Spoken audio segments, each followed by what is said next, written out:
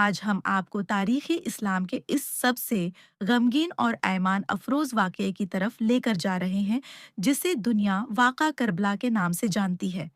یہ صرف ایک کہانی نہیں، بلکہ حق اور باطل کی وہ جنگ ہے جو قیامت تک کے لیے ایک مثال بن گئی۔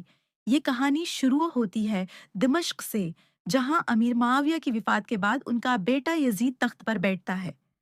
یزید کا طرز زندگی اسلامی اصولوں کے بالکل خلاف تھا، اسی لیے تخت پر بیٹھتے ہی اس نے مدینہ کے گورنر کو خط لکھا کہ انواس رسول حضرت امام حسین سے میرے نام کی بیعت لی جائے۔ جب یہ پیغام امام حسین علیہ السلام تک پہنچا تو آپ نے ایک ایسا جملہ فرمایا جو تاریخ میں امر ہو گیا: مجھ جیسا یزید جیسے کی بیعت نہیں کر سکتا۔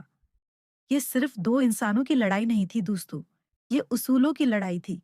اگر امام حسین بیعت کر لیتے تو قیامت تک کے لیے اسلام کا چہرہ بدل جاتا۔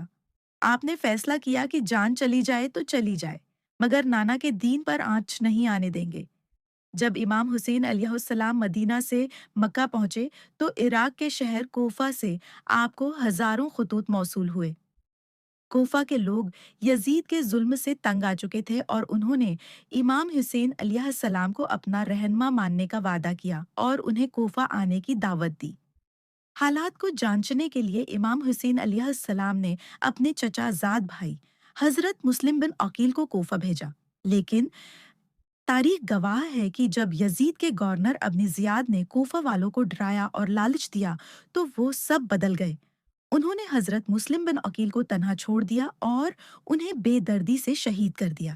ادھر امام حسین علیہ السلام اپنے پورے خاندان، بہنوں اور بچوں کے ساتھ کوفہ کے لیے نکل چکے تھے، اس بات سے بے خبر کہ کوفہ والے بے وفائی کر چکے ہیں۔ پھر آیا 2 محرم کا دن۔ امام حسین علیہ السلام کا قافلہ عراق کے ایک بنجر علاقے میں پہنچتا ہے جسے کربلا کہا جاتا ہے۔ یزیدی فوج نے آپ کے قافلے کو اسی تپتی ہوئی ریت پر روک لیا۔ دن گزرتے گئے اور ظلم بڑھتا گیا۔ 7 محرم کو یزیدی فوج نے ایک ایسا فیصلہ کیا جس کو سن کر انسانیت آج بھی شرما جاتی ہے۔ انہوں نے آل محمد پر، نواسے رسول کے معصوم بچوں پر پانی بند کر دیا۔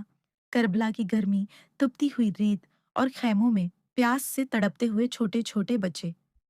ذرا تصور کیجئے اس منظر کا، جہاں 3 دن تک خاندان رسول کے خیموں میں پانی کا ایک قطرہ نہ پہنچ سکا۔ اور پھر آیا وہ دن، 10 محرم، یعنی یوم عاشورہ کا دن۔ صبح کا آغاز ہوا۔ ایک طرف یزید کا ہزاروں کا لشکر تھا اور دوسری طرف امام حسین علیہ السلام کے صرف بہتر جانسار۔ ایک ایک کر کے امام حسین علیہ السلام کے شیر دل ساتھی میدان میں اترے۔ حضرت اون و محمد، حضرت قاسم اور امام کے کڑیل جوان بیٹے حضرت علی اکبر۔ سب نے بہادری کی وہ تاریخ رقم کی کہ دشمن بھی دنگ رہ گئے۔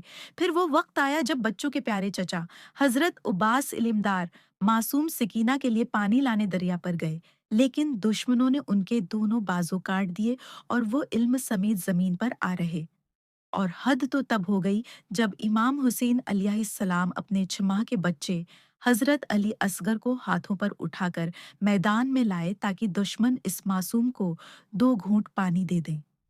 مگر ظالموں نے پانی دینے کے بجائے معصوم کے گلے پر تیر مارا اور وہ بچہ باپ کے ہاتھوں پر ہی دم توڑ گیا۔ آخر میں خاندان رسول کا وہ آخری چراغ امام حسین علیہ السلام خود میدان میں اترے۔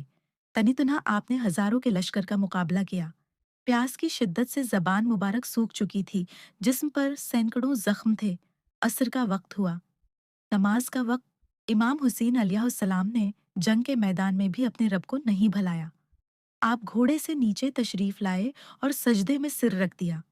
اسی سجدے کی حالت میں ظالم شمر نے آپ کا سر مبارک تن سے جدا کر دیا۔ جنگ ختم ہو گئی۔ یزید نے سمجھا تھا کہ وہ امام حسین علیہ السلام کو شہید کر کے جیت گیا، لیکن تاریخ نے ثابت کیا کہ یزید کا نام آج ایک گالی بن چکا ہے اور امام حسین کا نام ہر انسان کے دل پر راج کرتا ہے۔ حسین نے سر کٹا دیا، مگر انسانیت کا سر فخر سے بلند کر دیا۔ کسی شاعر نے کیا خوب کہا تھا: قتل حسین اصل میں مرگ یزید ہے، اسلام زندہ ہوتا ہے ہر کربلا کے بعد دوستو۔